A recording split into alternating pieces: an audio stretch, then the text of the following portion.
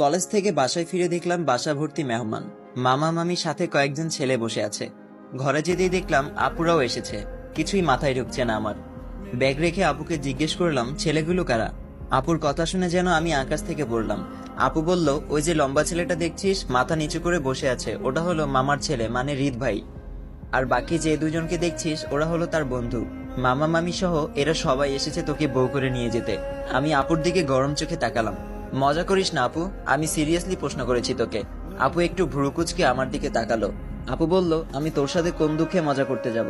আজ সন্ধ্যায় বিয়ে, বাবার কিছু বন্ধু বান্ধব আসবে আর হয়তো ফুফুরা আসবে, ঘরোয়াভাবেই বিয়ে হবে। আমি রাগে পানির গ্লাসটা আছাড় মারতেই তার টুকরো টুকরো হয়ে গেল। রাগে আপুকে বলে উঠলাম, করব না আমি এই বিয়ে। আমাকে পেয়েছো কি সবাই, যে যা ইচ্ছা তাই ডিসিশন নিবে? আমি তো ভালো করে চিনিও না তাকে, শুধু জানতাম আমার একটা মামাতো ভাই আছে। হুট করে দরজার সামনে বাবার গলার আওয়াজে ভেসে আসলো। বাবা বলল, হয়েছে কি এখানে? এত চেঁচামেচি কিসের? বাবার উপস্থিতিতে ভয়ে চুপসে গেলাম আমি। চুপচাপ দাঁড়িয়ে আছি, কিছু বলার সাহস পাচ্ছি না। এর মাঝেই আপু বিষয়টা সামলে নিল। আপু বলল, না বাবা কিছু হয়নি, হাত থেকে পানির গ্লাসটা পড়ে গেল। বাবা কিছু না বলে চুপচাপ চলে গেল। আমি আপুর দিকে তাকিয়ে কাঁদো স্বরে বললাম, আমি এই বিয়ে করব না আপু। বিয়ের জন্য প্রস্তুতি চলছে, সন্ধ্যার পর বিয়ে। রাতটা এখানে থেকে পরদিন সকালে বউ নিয়ে রওনা দিবে সবাই। আজ কলেজ থেকে যখন আসছিলাম তখন অনেক প্ল্যান তৈরি করে ফেলেছিলাম। গ্রীষ্মের বন্ধ দিল 15 দিন। কত প্ল্যান ছিল, এই 15 দিন ঘুরবো ফিরবো, আনন্দ উল্লাস করে বেড়াবো। আর বাসায় ঢুকেই এমন হাই ভোল্টেজের শটটা খেলাম। নিরুপায় হয়ে মায়ের কাছে গেলাম, কিন্তু কেউ আমাকে বিশেষ গুরুত্ব দিল না। শুধু মামি একবার 2 হাতে ধরে কপালে চুমু দিয়ে বলল, আমার লক্ষ্মী বৌমা।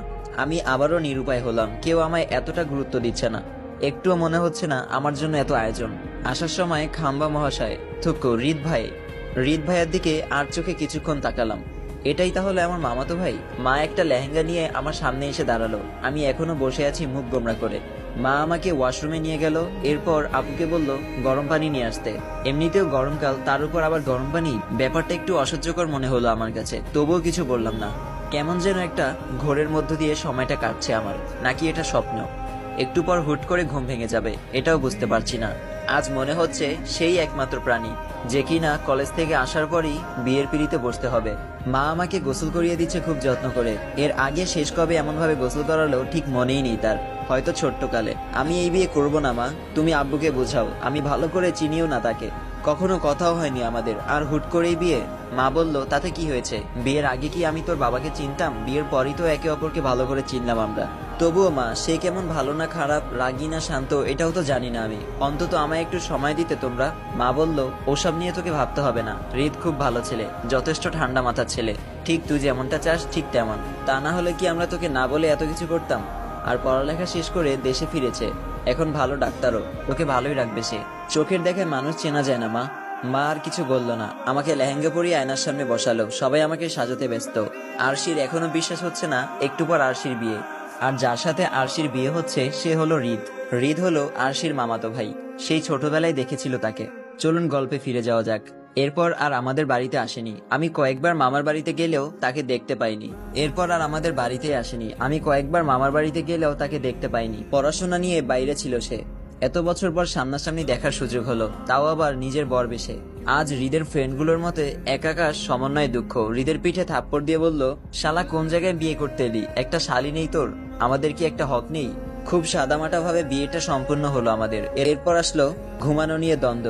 কেউ বলছে নতুন বিয়ে করা দম্পতি বাড়ি ফেরার পরই ওই বাড়িতেই তাদের প্রথম রাত সম্পূর্ণ হোক। আবার মা বলল, তার ছোট মেয়ে আর কোনো মেয়ে নেই, বড় মেয়েটারও বিয়ে হয়ে গেছে, তাই সে চায় আমরা প্রথম রাতটা এই বাড়ি থেকেই শুরু করি।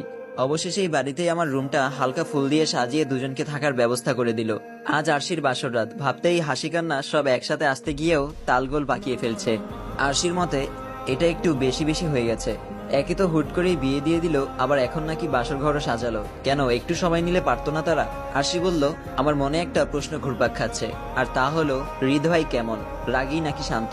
বিষয়টা আগে দেখতে হবে। আমাকে কোনোভাবেই দুর্বল হওয়া যাবে না, ভাবের উপর থাকতে হবে তার সামনে। কিছুক্ষণ পর হৃদের বন্ধুরা তাকে রুমে ঢুকিয়ে দিয়ে বাইরে দিয়ে বন্ধ করে চলে গেল। মানুষটা রুমে প্রবেশ করতেই আমার সব সাহস মুহূর্তেই হাওয়া হয়ে গেল। তবুও বুক ফুলিয়ে একটা নিঃশ্বাস নিয়ে সাহস সঞ্চয় করলাম। এরপর সে কাছে আসতেই পটপট করে বলতে লাগলাম, দেখুন আপনি আমার সামনে আসবেন না, আমি এসবের জন্য মোটেও প্রস্তুত নই। ফ্যামিলি হুট করেই জোর করে আমাকে বিয়ে দিয়েছে। দেখুন, প্রেম ভালোবাসা এইসব তৈরি